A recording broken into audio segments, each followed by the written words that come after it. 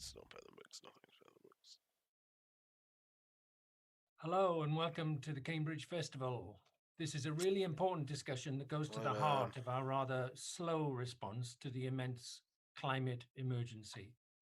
My name is Steve Evans. I lead a research centre that looks at industrial sustainability here in Cambridge, and we study how industry can deliver sustainability at scale and speed.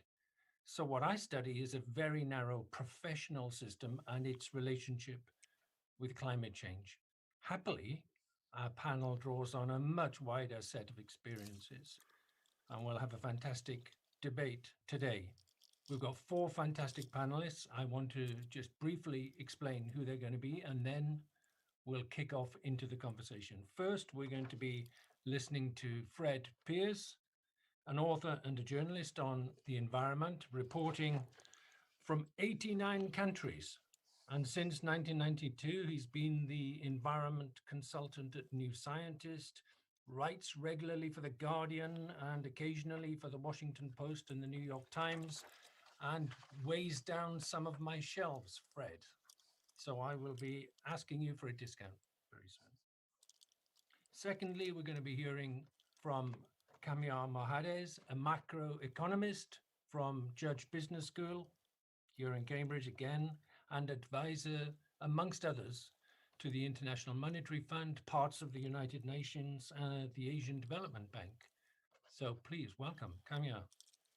We're going to get a third and different view from Rob Doubleday, who's the executive director of the Centre for Science and Policy at Cambridge. And Rob's research interests, happily, are on the role of science, evidence, and expertise in contemporary society. There can be no bigger topic. Not that we're having a COVID conversation. He brings degrees in chemistry, science and technology, policy, and geography to bear on the challenge. So, again, how wide can we be? Well, we can be wider still. And very happily, we're going to finish by hearing from Zoe Svensson, who lectures on dramaturgy and performance at Cambridge and is director of the performance arts company Metis. Her works have focused on imagining economic transformations for livable futures under the conditions of climate change. And she's collaborated with the Old Vic, the National Theatre, the Royal Shakespeare Company, amongst others. How fantastic a group. And we're going to start with a very good argument from Fred Pearce. Thanks, Steve. You asked, why has it taken so long for us to take climate change seriously? Well, I want to be perverse for a moment. I go back a long way, I'm afraid, as a political observer and an activist, as well as a journalist. I hate to say this, but I was first writing about climate change for New Scientist magazine back in the 1980s. And back then, nobody much had heard of it. Greenpeace, I was reliably told then, had decided not to campaign on the issue because it wasn't convinced that it was important. It's hard to kind of believe, but that's the case. If there was going to be an apocalypse, most of us thought it was going to be nuclear war or perhaps a nuclear winter. So from that perspective, I'm actually quite impressed with the progress that's been made. Climate change is on everybody's agenda, even though it could easily have been crowded out by more immediate concerns. So Joe Biden has declared three priorities, two of them very urgent: the pandemic and the US economy, and the third one, fighting climate catastrophe in the future. Even Boris Johnson is bigging it up these days. More to the point, perhaps the world is developing much cheaper and then actively deploying the necessary technology to unplug our world from its carbon addiction. Not fast enough, for sure, but it is happening. And this is a fundamental reboot of our economic and industrial systems.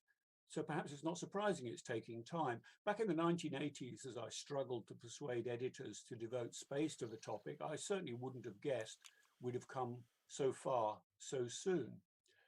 And given our dysfunctional world, how dysfunctional it often appears anyway, and the fact that for most of us, most of the time, climate change is still a scary thing in the future somewhere, I can't help actually being slightly impressed at how far we've got. But that's a somewhat cynical political perspective, perhaps. Of course, as a climate observer, I'm much more frightened.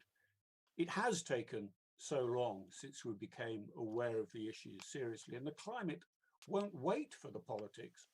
We may be pushing the world close to tipping points beyond which a return to the old climate stability will be impossible, whatever we do after that. So the stakes are really, really high. But if I have some optimism, it's because I begin to think that just as there are tipping points in the climate system that can push us to climate chaos, so too there are tipping points in human systems. Tipping points that are rapidly making it unacceptable and even uneconomic to burn coal in power stations today. And soon, I hope, we'll be making burning petrol in a car as taboo as smoking a cigarette in a public hall. Something else I wouldn't have guessed at when I worked in smoke-filled offices back in the day. So you asked the question, let me suggest what is happening. You may find it depressing or gratifying according to your political taste, but businesses are finding they can make money out of fixing climate change. That's why action is now happening. So from Danish wind turbine designers to Elon Musk becoming the world's richest person on the back of promising electric cars, capitalism has got cute about climate change and it's planning on making a profit out of saving the world. Now, I'm an old socialist at heart, so I don't enjoy saying this, but I think it's true. And I'm certainly not saying that capitalism can fix everything, so we don't need to worry. Even if we get to net zero in a couple of decades, thanks to new technology, it may be too late to stop the catastrophe. We can't say that for sure. We don't know, quite simply. So I don't know whether our tipping points will come in time to stop the world passing the climate's tipping points. But in answer to the question, why has it taken so long for us to take climate change seriously? I think the simple and perhaps obvious answer is that it took that long for the masters of our universe to figure out how to make a profit out of it. I'll stop there. Thank you very much, Fred. I think that you've definitely started a few balls rolling. Certainly in my head, I'm busy writing away notes, and I'm sure everybody else is in reaction to that. And I hope later on in a conversation, we can extract some further wisdom from you. Now, I'd like to move on to Kamia Mahrez. As I said, an economist.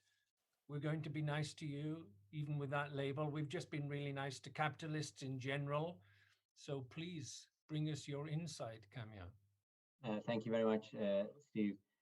So I'm gonna take a different approach. I want to just, as economists, obviously, we've been interested in the issues of climate change for, I think, intensely over the last decade or so, and we are trying to answer some important questions to inform policy and therefore kind of exacerbate action.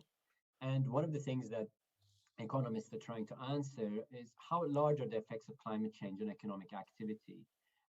Does climate change have short-term or long-term growth effects? Obviously, if there is long-term growth effects, the costs of climate change are substantially larger than potentially discussed currently.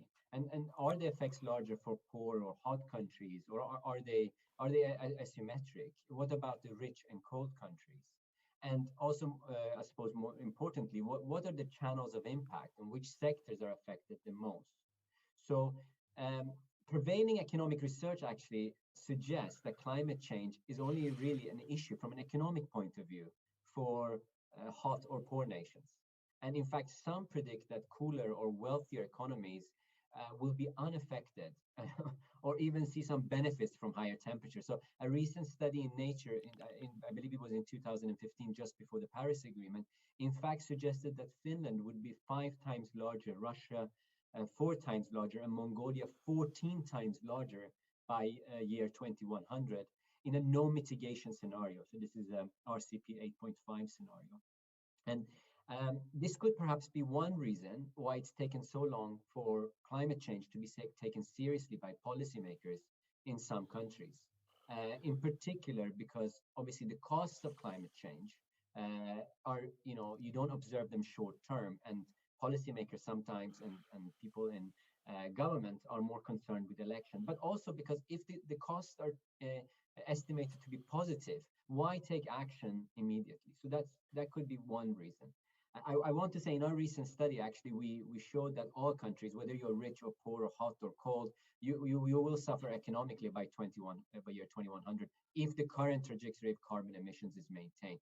In fact, we showed that rich and colder countries are going to lose as much in terms of per capita income to climate change as poorer and hotter nations.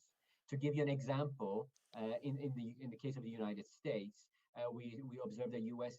income per capita will be lost by about 10.5% in the best case scenario by year 2100, which is a substantial economic hit to people's disposable income. So, and obviously, this is an important fact. Secondly, often people think that this effect of climate change is through the agricultural sector. And actually, what we show is that all sectors in the economy, and we look at the US in particular, we look at US states, we show that all sectors are affected. It's from manufacturing to retail, to insurance, to wholesale, etc. All sectors of the economy will be affected by climate change. And I think this is something that economists generally show is happening in the agricultural sector and also not in advanced economies, but in developing countries. So I think this is one reason why we haven't really taken this cost of climate change very seriously in perhaps advanced economies. The other thing is, this is not just about carbon addiction, right? This is not just about the fact that we need to reduce our emissions and we need to reduce our oil and gas consumption, move towards renewable energy. It's also about changing our lifestyles in advanced economies. So if you look at the amount of food that's wasted in Europe, in the value chain, it's about 31%, I think it was estimated. If you look at the percentage of edible mass of fruit and vegetable which is lost, it's about 46%. If you look at percentage of cars that are parked and not used at one time, it's about 90%. I mean, the way we are living as well is not quite sustainable. And I will suggest that the focus on purely cutting, our gas and oil consumption, which some policymakers are focusing on, is perhaps not the right way. We need to have a more holistic view. And there comes the circular economy concept, that we need to think about the economy being circular as opposed to a linear process that we are thinking about. So those are some of my thoughts. And I want to finish off with the last one, which is, I mean, even though we recognize that climate change is costly, the global economy has been hit by two major economic shocks in the last 12 years. One of them was the global financial crisis, which was really a crisis in advanced economies, not in emerging economies, which set back, I think, the climate change agenda. And the second one is obviously the COVID shock that we're living through, which again sets back the climate change. Although climate change is in everybody's, everybody wants to talk about climate change. People are talking about a green recovery. Actually, what people are doing currently is investing in rescuing the economies, not thinking about how to spend this money in a green way. It's about saving jobs and people's livelihoods. So that could be potentially another reason why recently we've been a setback in this. I'll stop there. It's a very timely intervention on the fact that we're investing to rescue rather than taking and grabbing the opportunity and surfing the moment to build something that might be better. And I hate to grab a political phrase in that sense and be pulled back into that. Now, if we can take this forward, I'm going to introduce Rob Doubleday, a reminder that his enthusiasm is for science, evidence, and expertise, a rare and wonderful thing. Rob, what does that tell us? Well, I think that is the starting point I'd like to begin with, which is thinking about how science and universities have played into the questions of climate change over the last 3 decades. And I think one can see that there has been a major contribution from science in framing and understanding the issue in the early days, in then making, building up the picture, the evidence, building the models that have helped understand the relationship between human activity and climate change through models of the atmosphere, models of global climate. And of course, as Fred and Camilla pointed to, the progress that we have seen is partly because of technological innovation that has made certain things possible in terms of energy production and use.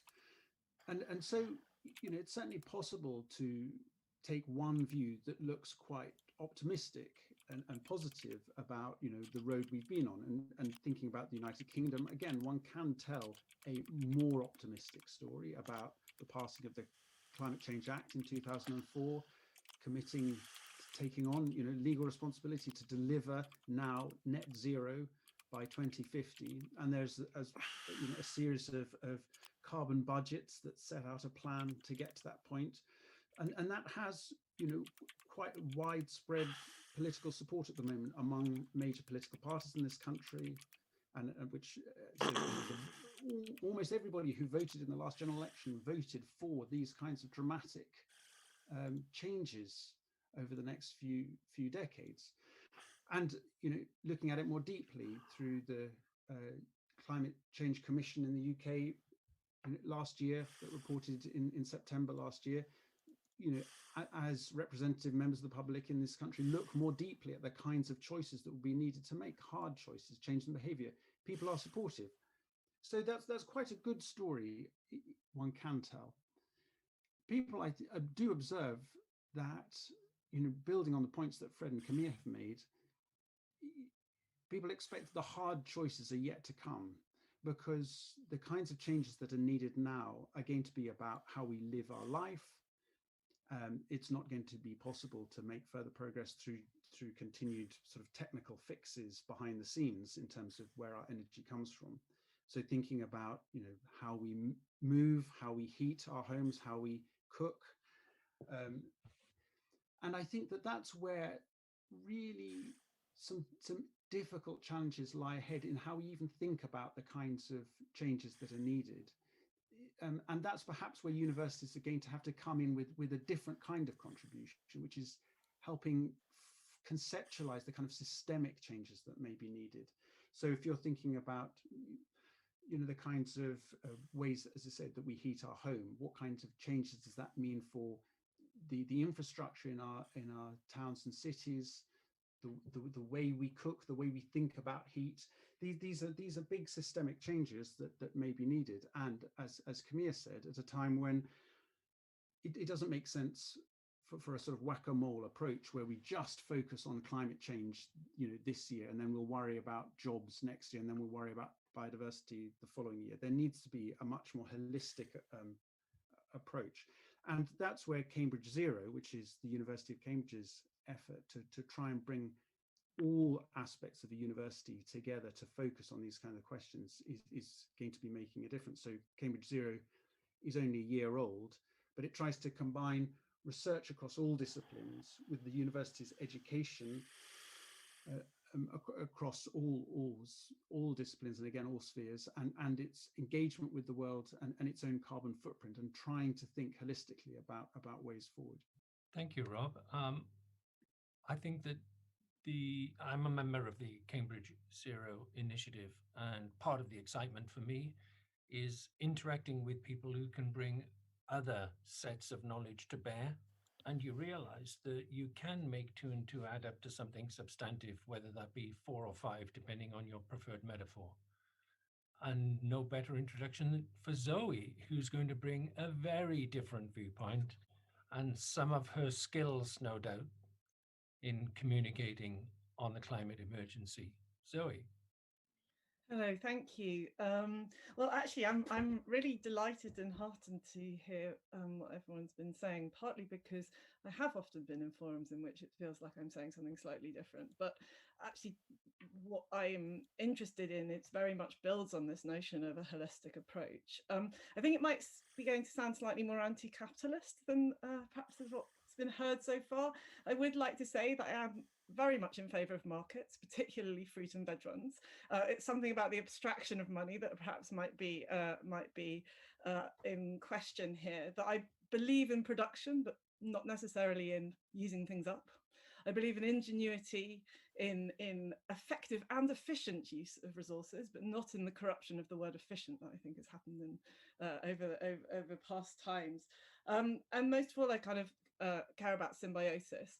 I'm often told to, I'm showing these postcards because this is part of the kind of research and kind of engagement process that we've been undertaking as part of the theatre and performance work we've been doing for some time now around these questions. But they started out as a kind of cry into the dark, a kind of shout of frustration about the sense that as theatre makers, we somehow seem to be able to have a conversation around these topics, which I've sort of been doing for about a decade now. Ever since I discovered very much as a layperson about the issue of the tipping point. It's like, why didn't I really understand that before? Like, why isn't that the critical moment? The idea that there may be a point at which we can't come back from. And things have only ever accelerated since. So, you know, when people tell me to get real and stop being utopian about imagining how we might do things otherwise, I want to tell them to get real about the world that we're actually living in, you know, the sort of end the gaslighting of the culture. So we've thought a lot about what this is, like, what are we living through? Why is this, I think, for a lot of ordinary people quite difficult. And we came up with this term high carbon culture, which isn't just a naming of our, in the Western world particularly, but also the global elites' addiction to fossil fuels and the sort of the speed and accelerative process. It's also to do with a kind of inherent extractive, transactive mode of operation that goes obviously back to the kind of twin damage caused by colonialism and capitalism over a very long period of time. And what we've been interested in is how that relates to mindset, entirely separate perhaps from specific political views that someone might behold. But we are trained to be masters over nature, over each other, over our own lives. We're trained, I mean, as artists, we're trained to be masters of the form, right? So there's a kind of sense in which we're embedded, and this is what we wanted to try and get at, which is like, well, what is high carbon culture? Well, high carbon culture is driving to the gym to get fit. You know, it's these contradictions that we live in. It's me flying to Oslo and seeing them build a new airport wing while they're being celebrated as being Green City 2019, and I'm taking part in an architecture triennale all about degrowth, at which we run workshops with international artists who decide that the main thing that they should now do is not build anything else, that actually the practice of architecture might have a very different process moving forward. So, you know, is my feeling about this, because in neither individual action nor sort of top-down rules are going to do the trick on their own. There needs to be a kind of symbiotic relationship, and for that we all need help. So we've been thinking about the question of who are we, and who do we think we are, and who do we want to be.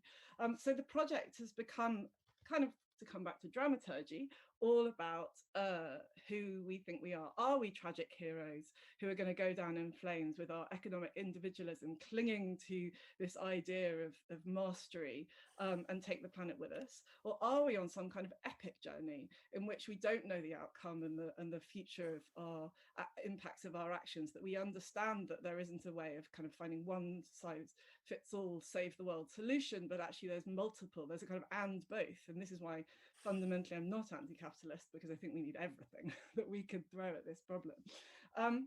And this is where play comes in, because you know, the most unserious thing in the world is perhaps now the most important thing that we can do, which is that kind of idea of open-ended play, of imagining, of putting yourself in a situation, of working out who you might be under transformed conditions, is a playful but also rather brilliant way of getting around the kind of the sense of there is no alternative, or you know, it's so difficult, and if I do this then that will go wrong, or you know, you can think of pretty much any proposed climate solution and someone can come up with something that actually is going to be damaging to the environment in some way about it. So rather than letting that stop us, these double binds of high carbon culture, we've kind of decided that, you know, we should write the future, because you know, someone else is writing our dystopian future for us already.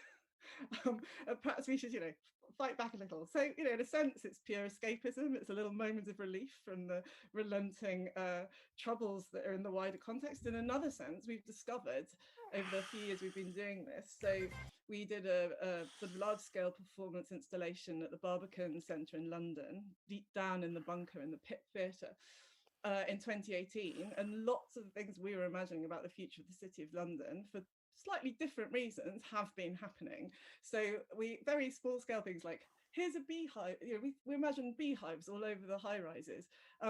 Recently, one of my actors walked through the City of London and noticed some beehives on some high rises. Of course, we didn't invent them, we didn't conjure them, but there's a certain feeling that perhaps we might have done. So to sort of come to a conclusion, the idea is that hope is a verb. It's not something you have, it's something you do. It's in all of those small actions, even if you don't know the full ramifications of what you might be participating in. And to finish joyfully with the words of Christiana Figueras, UN Chief Negotiator for the Paris Climate Agreement, especially given that the US is now re-signed up to it, is impossible is not a fact, it's an attitude. Well, it's impossible not to react positively, Zoe, to that, and to all four speakers. Only half an hour ago, I thought we were going to have a bit of a doom and gloom, and I'd have to inject some play into this. And that's one of the reasons I was asked to do this. And I now feel I can sit back and let you all demonstrate your play amongst yourselves. But I do want to have a kickoff question, and I'm going to go back to the start. Fred, I'm going to be an old man myself. So I've been in this research subject as long as you've been writing about it. And when I started, the literature told us that we had 200 years to solve the problem, that climate change is something that would accumulate over a couple of centuries. And pretty much on average, in every year of my time studying this subject, the target has come forward by 5 years. So instead of studying something where my students would have to solve the final problem, I now find that I have to. And it's a race between tipping points. And I really liked your idea of a sort of human tipping point. Now, if it's a race, if the human tipping point has got to beat the climate tipping point, and I'm going to start with you, Fred, what do we have to do to create the Usain Bolt of human systems? I think two things are going to happen, Steve. We need technical fixes. I mean, I know I'm a science journalist, so I'm a little, I've written about this stuff a fair amount, but I am impressed with the extent to which technical fixes are driving what we're doing. It's not just, the fact that wind turbines and solar panels are now, a 50th of the price that they were a few years ago. Which just transforms the economics. So we can talk about the economics, but it's the technology that often drives that. Technical fixes matter. And as has been said all along, we also need to change our social norms. We need to, and those will happen in kind of subtle ways. I mean, most people aren't sort of vanguardists going out there fighting the climate change. Most people, most of the time, are just doing what everybody else does. So we need to change social norms. But I think that's happening. And that's why I love Zoe's presentation, because one of the things, if I'm really trying to irritate scientists, I tell them, scientists, keep out of the climate change discussion, because we know enough about the science of climate change. We don't need to know any more. It's useful to have a bit more, but we really don't need it. What we need is societal change, which comes through architects and lawyers and artists and filmmakers and novelists and every damn body thinking of integrating the sort of notion about climate change in a finite planet and these things into their daily lives and how they think and how they express themselves and so on. So we need both technical fixes and we need social norms. Probably, we've talked a bit about economics. Probably economics is the thing we need least. That's the sort of flywheel, the motor or something in the system. But I think it's the big stuff. It's the transformative things, the things that will transform the economics and the way that we think about the costs of things that is really going to matter. Yeah, I'm with Zoe. Let's expand the conversation as much as we can, use as many different languages, as many different ways of thinking about this as we can. That's how we'll get to our tipping point before the climate does for us all. Thank you, Fred. Does anybody want to come in? Can I say, I mean, I think I as an economist, I disagree. I think economics is actually key. And let me tell you why I think it's key, because actually policies that encourage us shifting our behavior changing the social norms and changing social contracts are driven by economics and incentives. So one example is, for instance, increasing taxes, carbon taxes. Well, the way you do that, if you have bad policy, I mean, a good policy is to do it, but how you design that policy is also very important, because if you design that policy that is uniform, so everybody gets taxed, what you end up doing is actually the most vulnerable in your society are affected the most. So you need to think about redistribution of these tax revenues, and you need to be clever about that. And in advanced economies, we think we're very clever, but if you look at France and what happened following the Macron's policies and the Yellow Vest movement, people that were hurt by that policy were people who were actually working in Paris but living outside of Paris because they couldn't afford to live in Paris. And people who weren't affected by it were people who were living in Paris and who had access to good public transportation. So I think we need to think about not just that we need to have policy. We also need to have good policy. We need to have clever policies. We need to have just policies. The other part of this discussion is I think we're looking at this from a very much of a middle income advanced economy viewpoint. If you talk to people who are earning $2 a day, they're not concerned about a sustainable way of living. They might be thinking about it, but that's not their primary motive.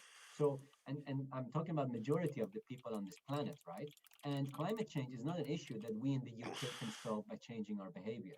Sure, our technological innovation and innovation elsewhere in the world will help, but I think we need to be careful in designing policies. And there might be some room for advanced economies to incentivize poorer nations, developing nations, by adapting, new technologies or changes in behavior. So, could we think about a way of redistributing income from one country which is rich to one country which is poor in order to help them with climate change solution? So this is economics, and I think therefore you cannot say economics is, we know enough about economics. We don't need.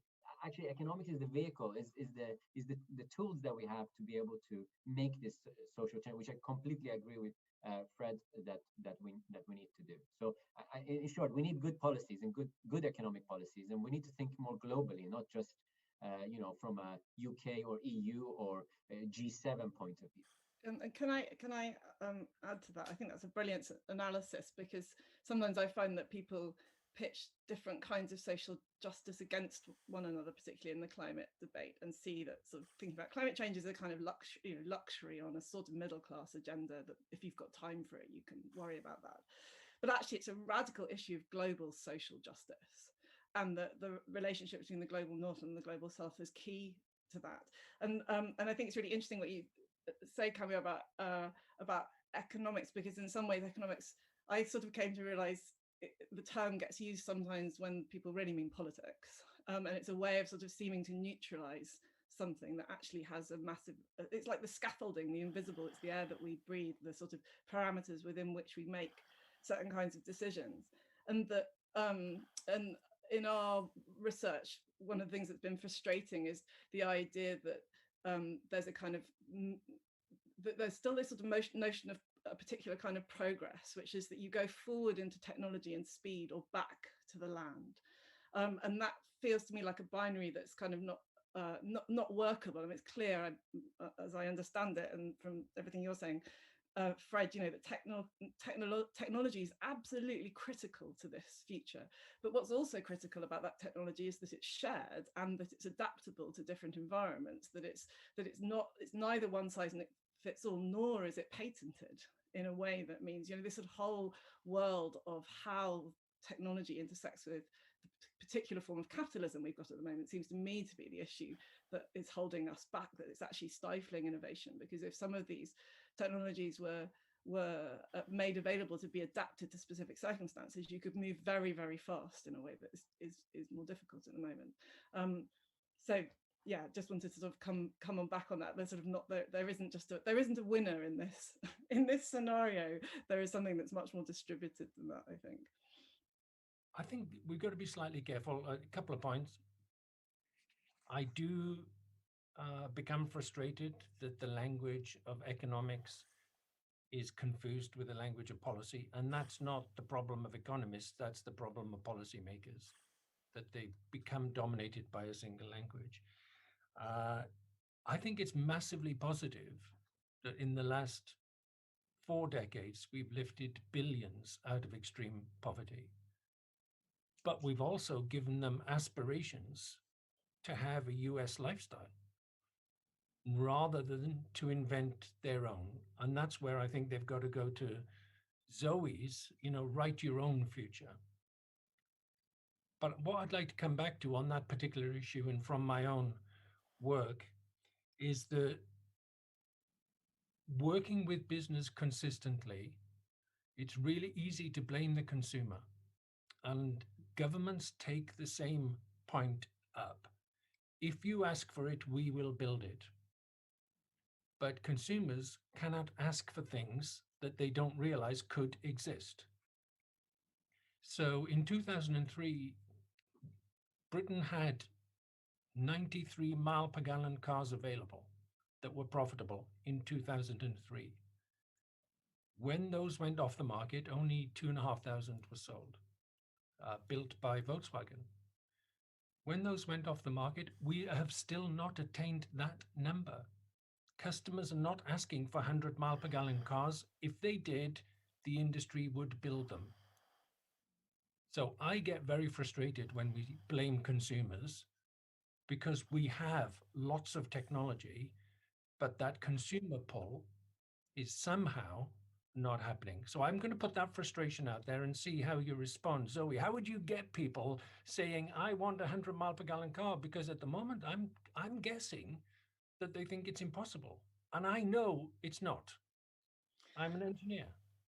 I think it's a myth that the consumer market's driven by consumer desire. So we did a project called World Factory, which explored the fast fashion system, and the sort of the extreme wastage in that system is driven by a kind of a restructuring of the whole market such that people go shopping more often, they buy cheaper clothes but overall spend more, and there's a massive environmental and human rights impact of that system. It's easy to say it's because consumers want it, they want cheap clothing, they want choice.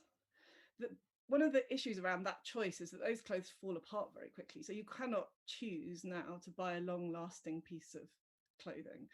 A lot of the factories, think, oh, I'll pay more money for this piece of clothing from a more established brand, but quite often those clothes are now made in the same factories, they just have better marketing departments. So actually there's a kind of mythology of consumer choice that's actually driven by trying to organize consumers to behave in ways that are going to make the most money. We're these sort of data avatars, right? It's been written about a lot in terms of how Facebook and other advertising companies function. And so we're always working within the parameters of what's made available to us. As you say, it's not that I'm not saying we're sort of lemmings without any agency, but there is always a conversation between our own desires and the structures in which we find ourselves. And so it's not just about awareness, it also is, I think, has been said, about social norms. So as a child of the 60s, I wanted a jetpack, right? How do we get the children now to aspire to the 100 mile per gallon cars? Because if they asked, we would build them, because as both Fred and Camilla have pointed out, people would like to make money by servicing such a demand. Right? Yeah, it's a complex relationship, isn't it, between consumers and people who produce stuff. But I mean, I'm sometimes impressed, again, if I can put my slightly optimistic hat on, about that consumers can have power. I mean, I've done quite a lot of work recently on deforestation and efforts to stop that. But I'm quite impressed with the power of consumers, often through NGO groups and pressure groups of one sort or another. For instance, to push back against deforestation to produce palm oil, which turns up in so many products on our supermarket shelves. And you reach the point that each individual is not making a consumer choice, but retailers, for instance, are fearful of damage to their reputation, and are starting to be quite picky about who they buy their products from. So in the corporate world, reputational risk is especially for consumer-facing companies, is quite serious. So you can imagine car manufacturers could reach a point where they did not see commercial advantage in promoting lots of gas guzzling SUVs, but actually saw advantage in promoting electric cars and low fuel use cars and so on. You can see how those things, they're not quite happening yet, but you can see how they could happen. So, you know, I think it's important not to think of ourselves as consumers as necessarily passive, or consumers as a group as necessarily passive. They can have agency, and it's for, I guess, sort of media people like me to promote it some more. But I think perhaps for all of us in our daily lives to kind of be the vanguardists that most people won't be. We do observe this also in terms of investors or shareholders, consumers who are demanding firms to, adopt environmental and social and governance structures which are in line with, the things we're talking about. And to some extent, we've seen that, and we've seen pressures on. If you take the most extreme case, I suppose it's the oil and gas sector, where there has been pressure, and actually following COVID in particular, a large pressure on these companies to try to adopt practices which are more sustainable. I mean, anything they do will become more sustainable. But so I think there is pressure there, and we've seen the banking sector respond to that by creating indices which are with high ESG score firms.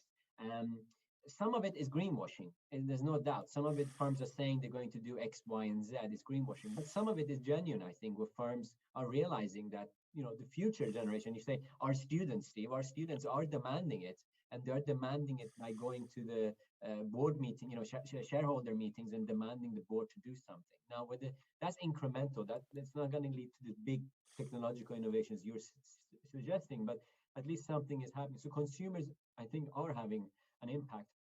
And it's difficult for consumers, right? If your policymaker, if your president or your prime minister stands up there and says, I'm going to build more pipelines, and what are you talking about? We're going to lose so much jobs if we have a green recovery. I think Senator Cruz yesterday tweeted, Paris, we're going. U.S. is going into the Paris Agreement. This is helping people in Europe. The sort of understanding of what it means. Climate change is an issue for all of us. It's not, the Paris Agreement has nothing to do with France. It's got to do with our the global initiative to reduce emissions. So I think when you have policymakers and you have people who are in power who are projecting this voice that actually fossil fuels are absolutely fine, there is no problem, climate change is not really an issue, it also is confusing, right, for a lot of people. So consumers are trying to do something, but there are consumers who don't understand actually what the implications are, and they are sort of told by the policymakers, actually don't worry about it. Now, this doesn't happen, thankfully, in most countries. So, Rob, I'm going to pull you in here because what I'm hearing is a set of forces. You can see that some consumers are asking for this, but maybe they're not informed enough to ask for the right things.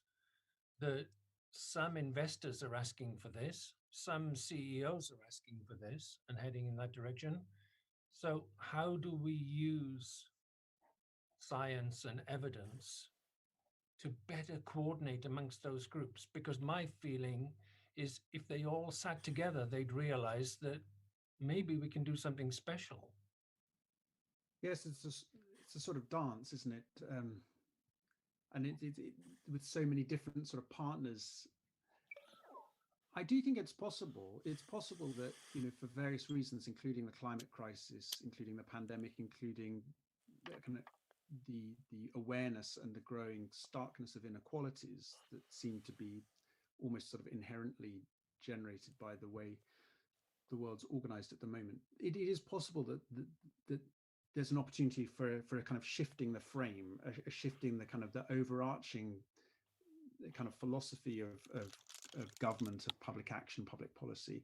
I mean, and if that's true, then I think the universities will clearly have to be part of the solution in terms of coming up with new ways of thinking about how we organize ourselves and what we're trying to achieve.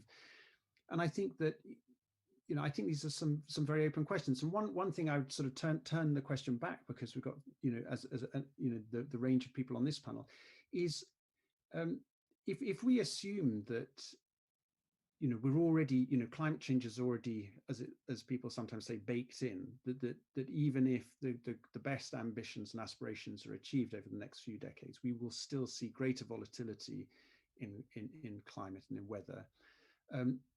How do we think then about sort of predictability, and is tipping points things to be avoided, or are they really things to be assumed?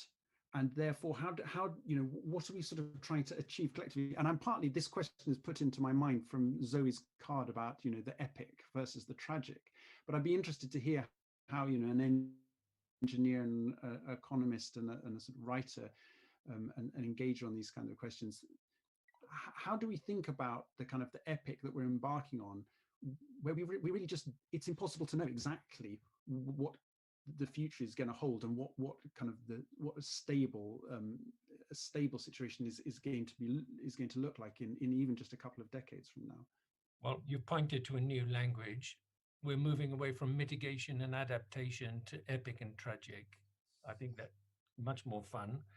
I'm going to make a brief point and allow you to think whether you would like to make any final points yourself as we draw close. I could really talk about this forever. I'm going to take a reasonably recent personal experience. CEO of a cement company badgered me. I'd never met them before. Said, we must meet. I made it as awkward as possible. You've got to be in my office at 8 o'clock Monday morning. They came. And at the end of it, I asked, why are we having this meeting? And they said, I was driving my daughter to school and she said, Mum, what are you doing about climate change? So roll forward 6 months. We've done some work in their factory.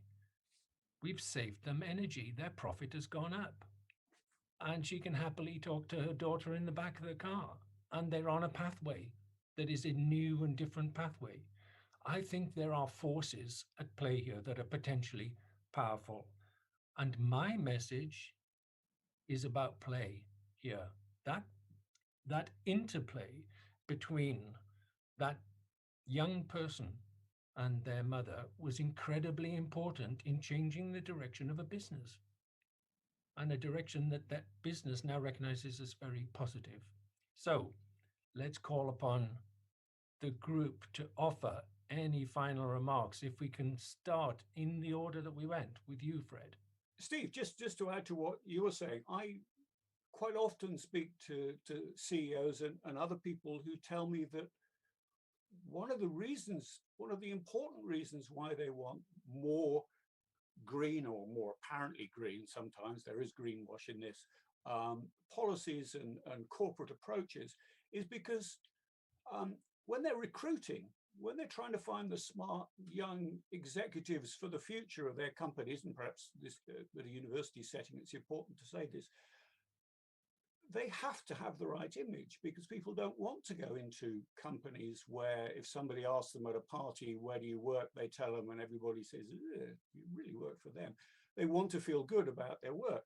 That's a really important driver. If you're a CEO looking to the future of your company and you want bright young executives coming out of universities to come and work for you, you've got to have a decent image for your company. And these days, increasingly, that means, in some general sense, a green image. I think that's important, just the same as your CEO's daughter. We have plenty of evidence for that one, Fred, but I'll take that up on another day. Kaya.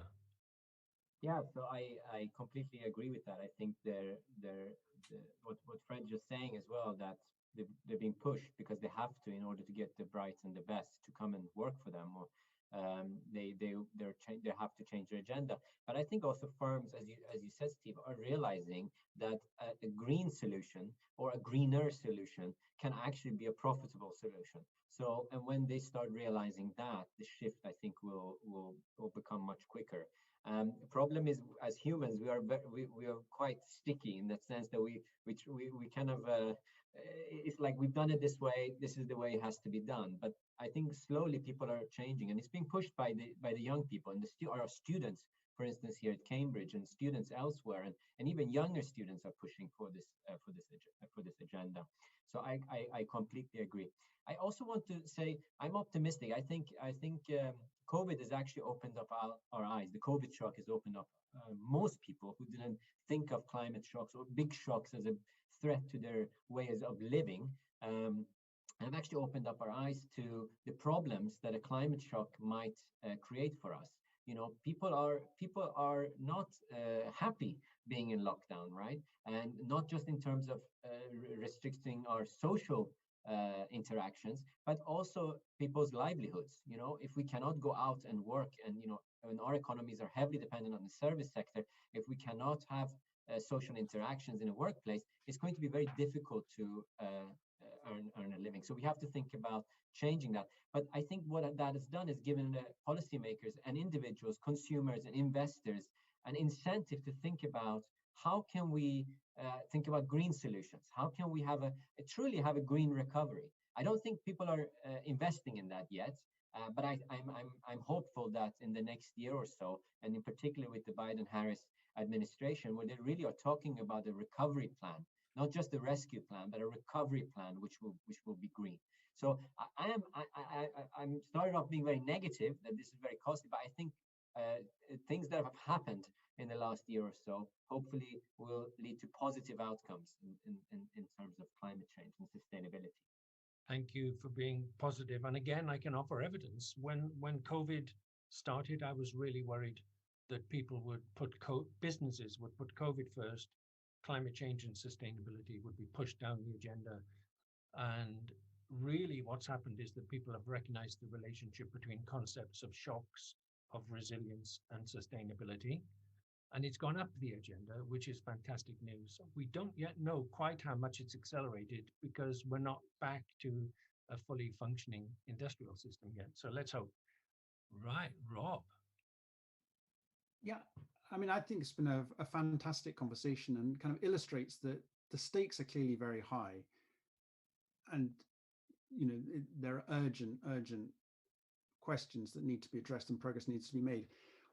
It's actually also a wonderful time for universities. I think it's a really good time for universities partly because we're being pressured from the outside, from students, to think differently and to address different problems. And that's kind of forcing a different kind of organization of thinking within universities, a more interdisciplinary approach to some of these questions. And to be, let's look at Cambridge and Cambridge Zero.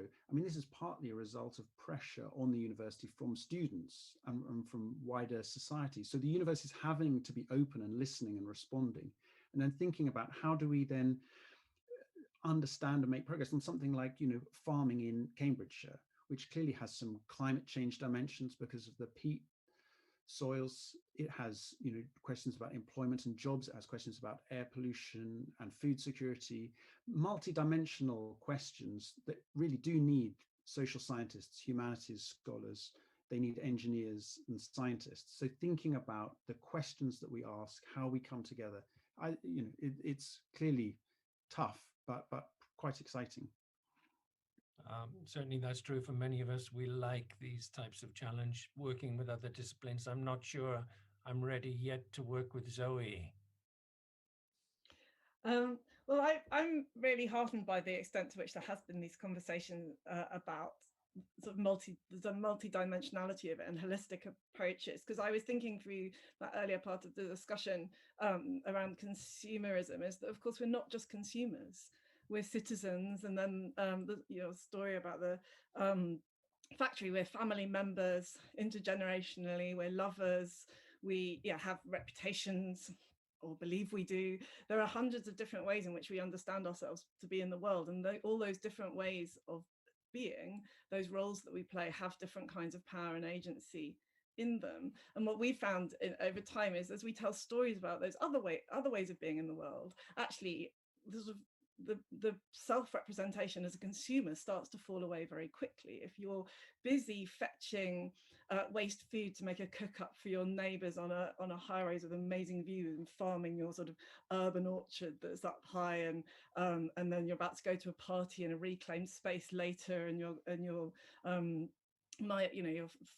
buying some oysters that have just been sourced from the River Thames because it's clean enough to produce oysters again, then you might be living kind of in a way that might be considered to be somewhat extra economic at the moment, but very locally, very interconnectedly. You're having a great time. You're so busy, you haven't got time to stand in a queue and put a mask on and go and enter a chain store to buy the same thing as everybody else, because actually fashion's all about swapping and having the newest thing is the thing that's new to you, that you have wear with pizzazz. And I guess that's where this time is, strange as it is to some degree heartening, because I think there's been an argument as though life was like even previously it seemed to me that this wasn't the case, but the argument around change was that life is stable and that these changes will disrupt that stability that need to be made.